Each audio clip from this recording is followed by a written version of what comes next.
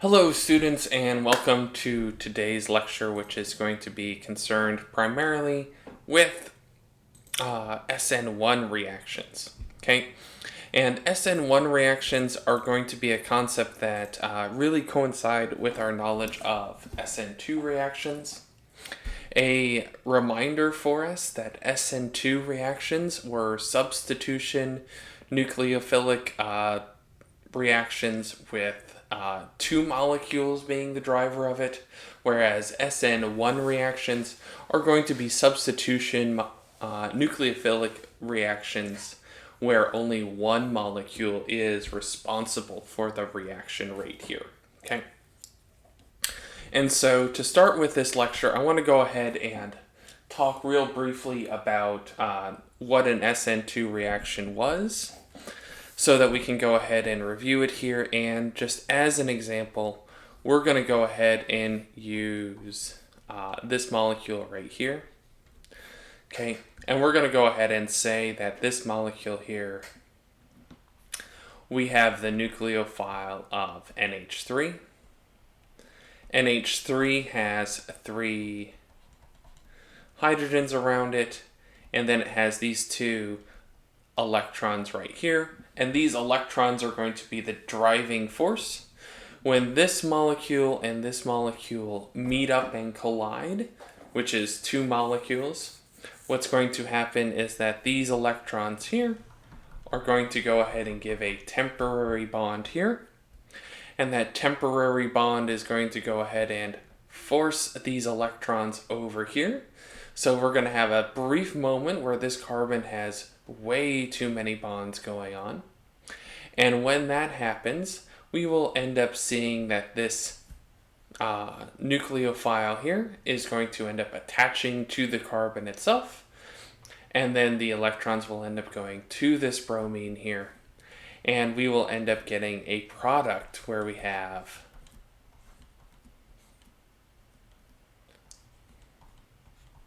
the new nucleophile on, and then we have our old leaving group being left behind. And in this case, we're going to have a positive hydrogen and a negative bromine. Okay, and this is what an SN2 reaction was, where the rate for it was determined based off of the chances of this particular molecule colliding with this one, which is why it was an SN2 reaction.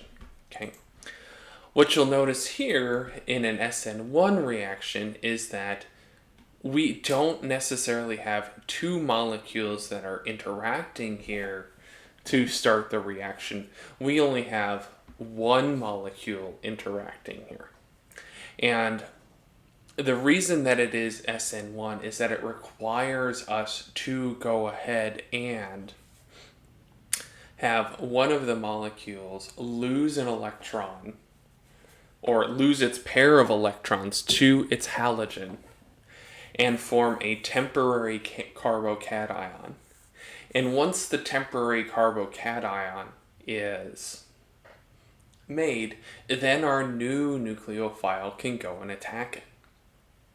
And once the new nucleophile attacks it, we will be able to essentially make the new product here.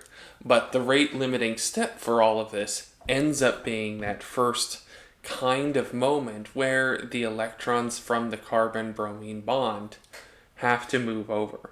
Okay. And what I want you guys to realize in this one is that this one is really dependent upon tertiary and secondary carbocations. That this is the only real mechanism forward for these tertiary and secondary carbocations to make these kind of substitution reactions. And the reason is that these secondary and tertiary carbocations, they don't have a way to get a backside attack going. So there's no way for a nucleophile to come in from the back and instigate that movement of electrons. We've just got to kind of wait for the movement of electrons to happen, and then it can go ahead and go forward. Okay. And so that's the big difference between these different compounds. Okay.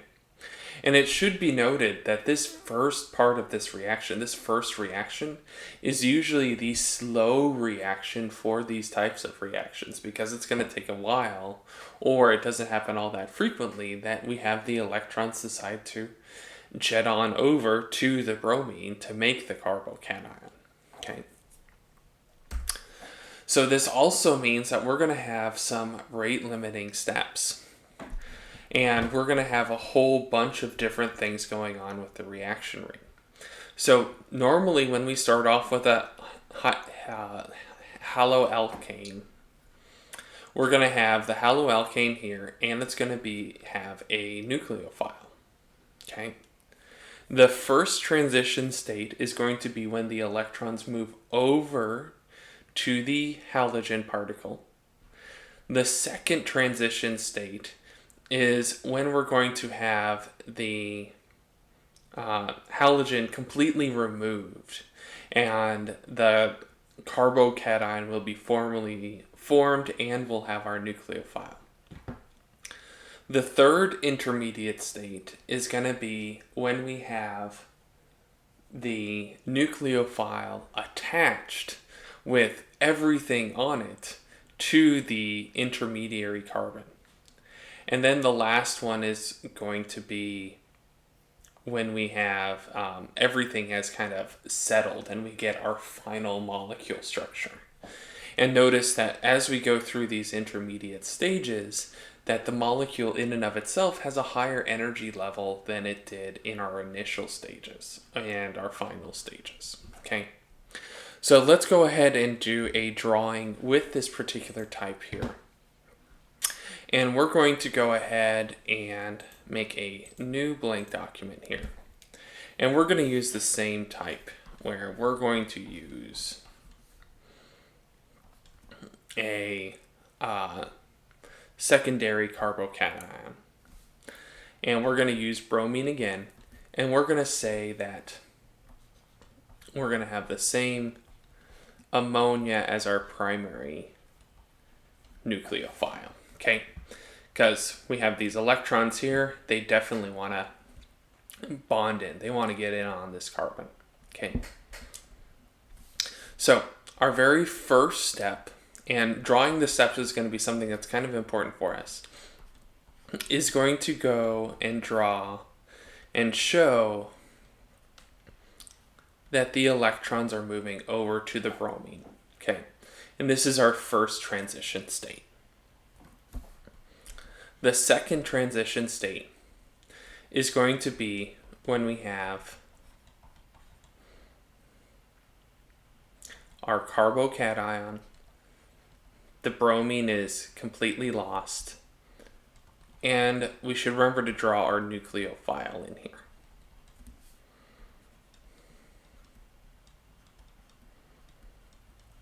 Okay, so this is our next transition state. Okay, notice that we have some charged molecules in here, pretty high transition state in terms of energy.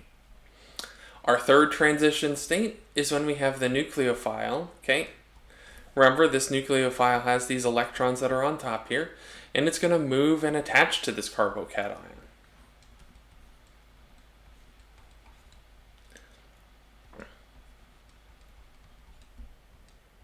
And notice that this is also going to be a high energy state. This compound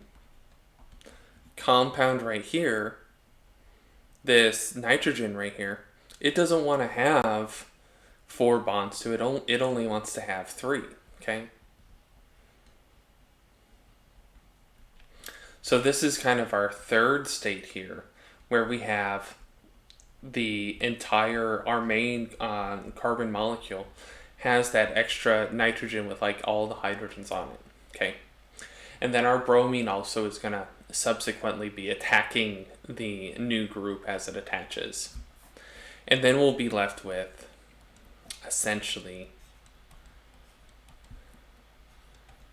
this molecule right here.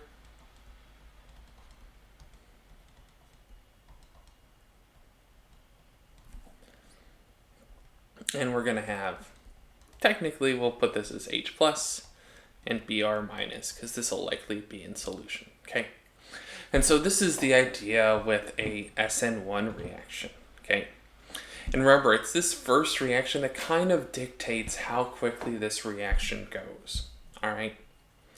And I need you guys to notice in particular that this is something that is really the path forward for secondary and tertiary carbons, whereas primary carbons are almost always going to go through the SN2 reaction, okay?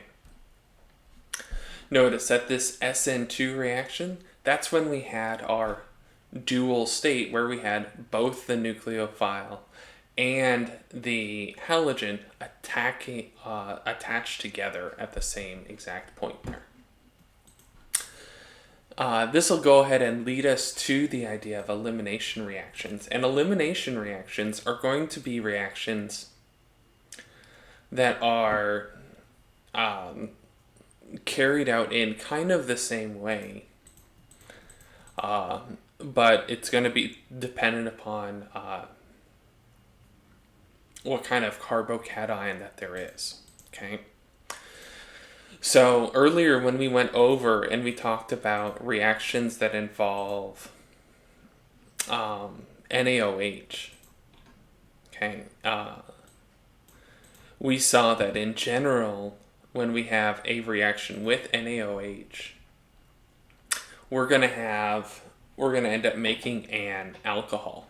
And in general, if we have a primary carbon, we will almost inevitably make a primary alcohol. That it doesn't really matter if we're adding this in an ethanol solution or in a water solution. We're primarily going to make we're going to make an alcohol product because that SN2 reaction is so popular.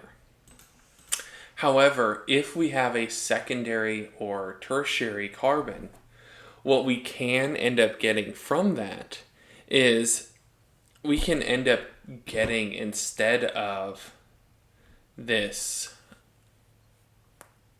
substitution reaction, we can get an elimination reaction where we can eliminate out this bromine, okay?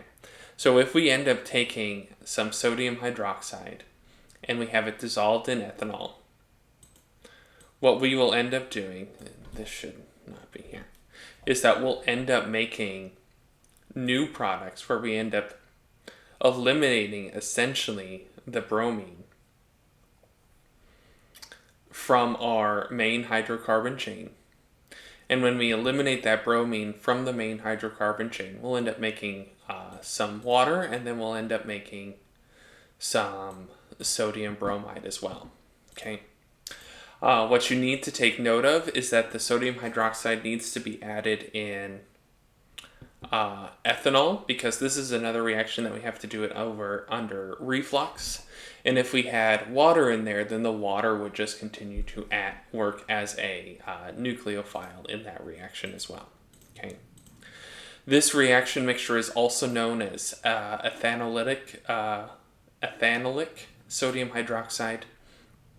And this is how we do elimination reactions in these particular molecules right here, okay? And again, the idea is that for an elimination reaction to work, it has to be a secondary or tertiary halogen. Otherwise, we're just going to go ahead and get a substitution reaction again, okay? So a good quick question for this, or what I think would be more likely, the questions would be that would use this type of knowledge would be, hey, you have a halocarbon or haloalkane, and you are adding ethanolic sodium hydroxide to it. What kind of reaction would you expect for this particular one? And if you notice that it's a primary one, you would say, oh, okay, that would be an SN2 reaction. And so you would say nucleophilic substitution would be what you would expect. And if it was a tertiary or a secondary carbon, you would expect to have an elimination reaction going on. So that's the last bit for elimination reactions. And then we'll have some more videos later that explain some of the problems, and we'll work through some of the problems here as well. As of right now, I'm going to go ahead and end the video. Take special note of the different transition states. These are going to be important here. I think that these are things that are going to be tested on. And then recognizing the difference between the SN1 and SN2 reactions are going to be really key. Okay. Also, remember, stay lazy.